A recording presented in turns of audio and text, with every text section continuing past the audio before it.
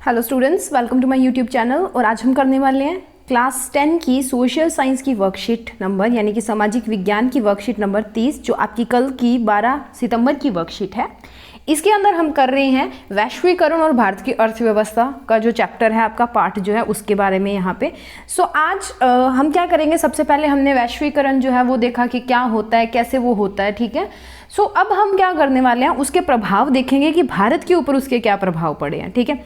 कुछ पहले हमने ये भी पढ़ा था विदेशी व्यापार क्या होता है, विदेशी निवेश क्या होता है, और आज़ादी के बाद भारत ने कैसे उसके ऊपर कुछ प्रतिरोध जो थे वो लगाए थे और उसके बाद में उन प्रतिरोधों को जो है वो हटा दिया था, ठीक है। तो आज हम देखते हैं कि उनके हटाने के बाद जब भारत में वैश्वीकरण होना शुरू हुआ, विदेशी निवेश बढ़ा, विदेशी व्यापार बढ़ा, तो उसमें भारत को क्या प्रभाव पड़ा, अच्छा पड़ा या बुरा पड़ा या ठीक ठीक सामान्य प्रभाव जो देखने को मिला, यानी कि अच्छा भी था बुरा भी था, कुछ लोगों के लिए अच्छा था कुछ के लिए बुरा था, ठीक है। देखिए, भारतीय अर्थव्यवस्था का वैश्वीकरण एक लंबा समय तय कर चुका है।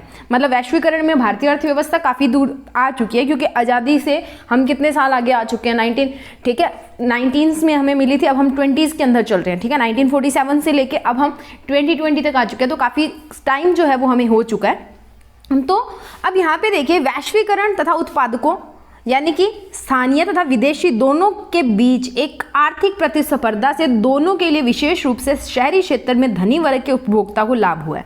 देखो, हर बार जब कोई भी चीज़ आती है, किसी भी फील्ड में आप चले जाओ, चाहे हम एजुकेशन के फील्ड की बात करते हैं, तो नौकरी के लिए लोग क्या कर रहे हैं, इतना कंपटीशन बढ़ गया आजकल, लोगों के 100% तक मार्क्स आने शुरू हो गए। और जब हम लोग पढ़ते थे तब 80% मार्क्स लेना, 85%, 90% लेना तो बहुत बड़ी बात होती थी, ठीक है। उससे पहले 70-80% लेना बहुत बड़ी बात होती थी। अब लोगों 100% तक मार्क्स आ रहे हैं, तो वो एक कंपटीशन बढ़ता जा रहा है उन लोगों के लिए जो एवरेज स्टूडेंट्स हैं, उनके लिए बढ़ता जा रहा है, ठीक है। अब क्या हुआ कि जब विदेशी व्यापार बढ़ा तो अधिक से अधिक प्रतिस्पर्धा होने लगी। हर कोई चाहता था कि मेरी जो चीज़ है वो अच्छी हो, हर कोई चाहता मेरी अच्छी हो, ठीक है। तो उसके लिए जो शहरी लोग थे, ठीक है, उनके जो उपभोक्ता थे धनी वर्ग के, यानी कि रिच पीपल्स जो थे शहर के, उनको बहुत लाभ हुआ।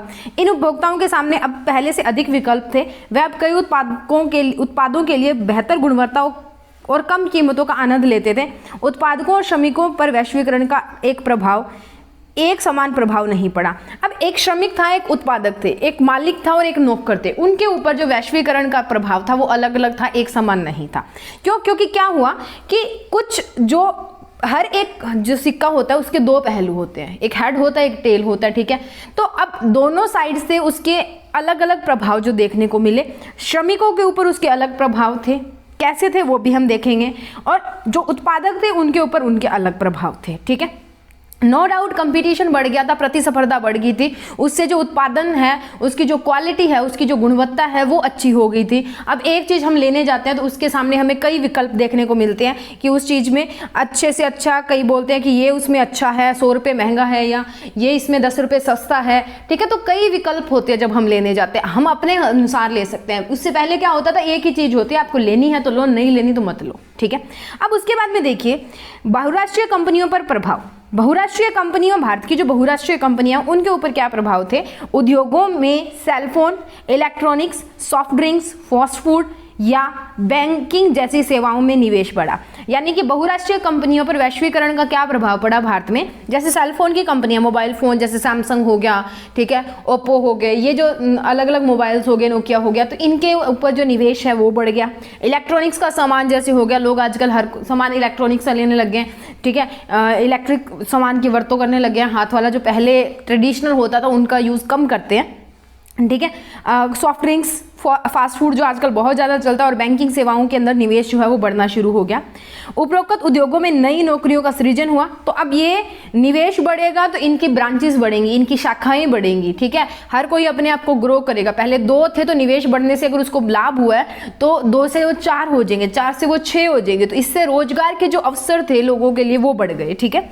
इन उद्योगों को कच्चे माल आदि की आपूर्ति करने वाली स्थानीय कंपनियां समृद्ध हो गई। यानी कि जब हमने विनिर्माण उद्योग के बारे में हम बात करते हैं, वो वहां पे लगते हैं जहां पे कच्चा माल उनको मिलता है। तो जो लोग ऐसे उद्योगों को कच्चा माल देते हैं, वो भी, अब ये कंपनियां बढ़ेंगी तो उनका कच्चा माल ज्यादा खरीदा जाएगा, ज्यादा कच्चा माल खरीदा जाएगा, मतलब वो समृद्ध होना शुरू हो जाएंगे, उनको प्रॉफिट होना शुरू हो जाएगा, ठीक है। उसके बाद में दूसरा हमारे पास है शीर्ष भारतीय कंपनियों पर। शीर्ष यानी कि टॉप की जो भारतीय कंपनियां, उनके ऊपर क्या इफेक्ट पड़ा, क्या प्रभाव पड़ा। उन्होंने नई तकनीक और उत्पादन के तरीकों में निवेश किया और अपने उत्पादन मानकों को बढ़ाया।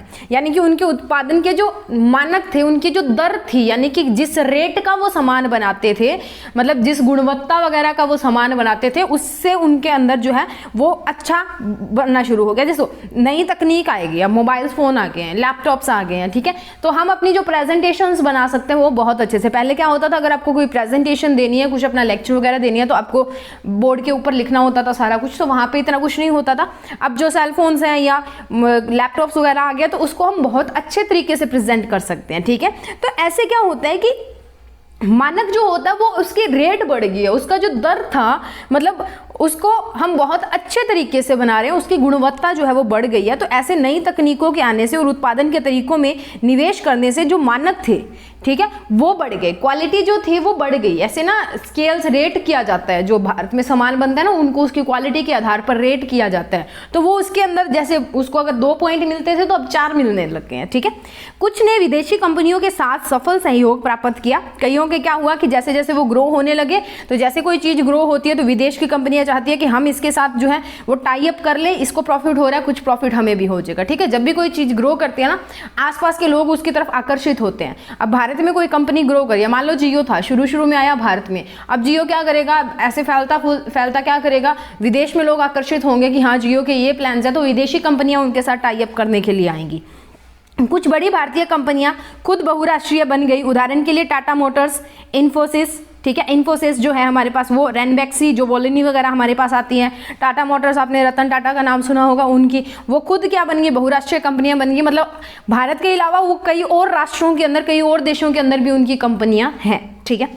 आईटी जैसे उद्योगों को सेवा प्रदान करने के नए अवसर मिल गए। आईटी यानी कि इंफॉर्मेशन और टेक्नोलॉजी के, सूचना और जो प्रौद्योगिक है, ठीक है, या सूचना संचार और प्रौद्योगिक के जो क्षेत्र है, उनको नए जो अवसर, सेवा के अवसर है प्रदान करने का जो अवसर भी मिल गया। अब बात आती है सबसे इफेक्टिव चीज, ये तो हो गया कि लोगों को सिर्फ फायदे हो रहे हैं।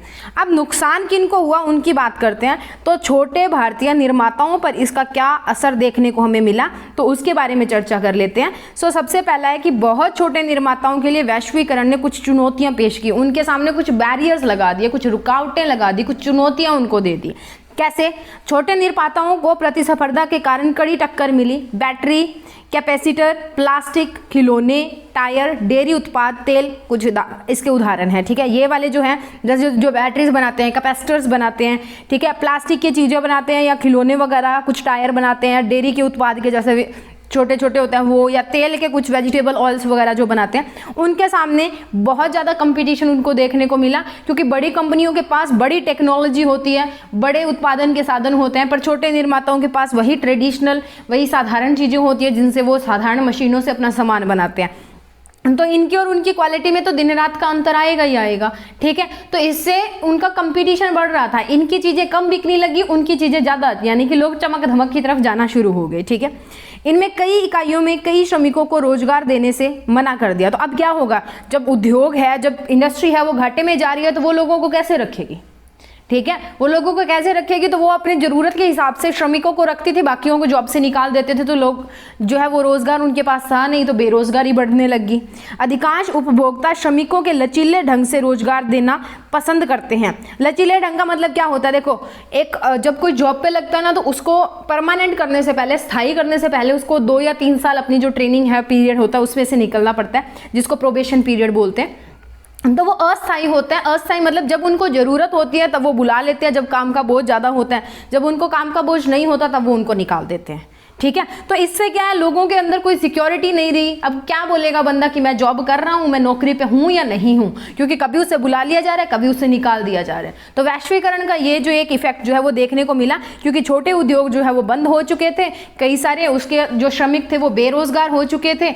अब उनको अगर कहीं रखा भी जा रहा था तो अस्थायी तौर पे रखा जा रहा था, और उन्हें पहले के मुकाबला आधी तनख्वाह दी जा रही थी। तो इससे क्या हो गया, उनके बीच अंदर जो चिंता थी अपनी रोजगार को लेके वो उत्पन्न होनी शुरू हो गई, ठीक है। उसके बाद देखिए, विदेशी निवेश आकर्षित करने के लिए उठाए गए कदम। अब क्या हुआ कि विदेशी निवेश को आकर्षित करने के लिए कुछ एक कदम उठाए जाते हैं, जिसके अंदर SEZ ये जो एक संस्था है ये बनाई गई, जिन्हें विशेष आर्थिक क्षेत्र कहते हैं, स्पेशल इकोनॉमिक जोन्स, ठीक है, ये बनाए गए। इनमें क्या क्या आता है? बिजली, पानी, सड़क, परिवहन, भंडारण, मनोरंजन और शैक्षिक सुविधाएं जैसे विश्व स्तरीय सुविधाएं हैं।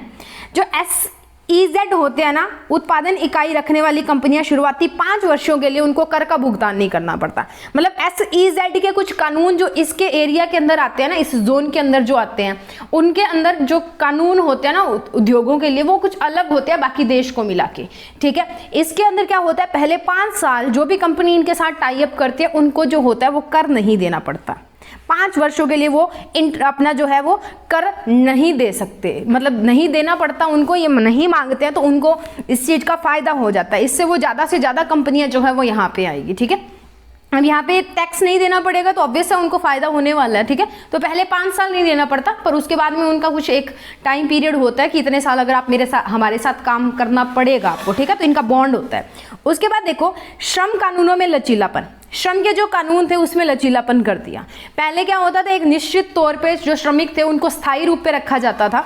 ठीक है, कंपनियों के अंदर, फैक्ट्रीज के अंदर। पर अब क्या कर दिया, श्रम के जो कानून थे उसमें लचीलापन दे दिया, यानी कि आपको जब जरूरत है तब आप लोगों को रख सकते हो अस्थायी तौर पे। ठीक है, और जब आपको जरूरत नहीं है तो वो अस्थायी जो कर्मचारी है उनको आप निकाल सकते हो। ठीक है, श्रमिकों को नियमित रूप पे काम पे रखने की बजाय काम में तीव्र दबाव होने पर कंपनियां छोटी अवधि के लिए लचीले ढंग पर काम पर रखती थी।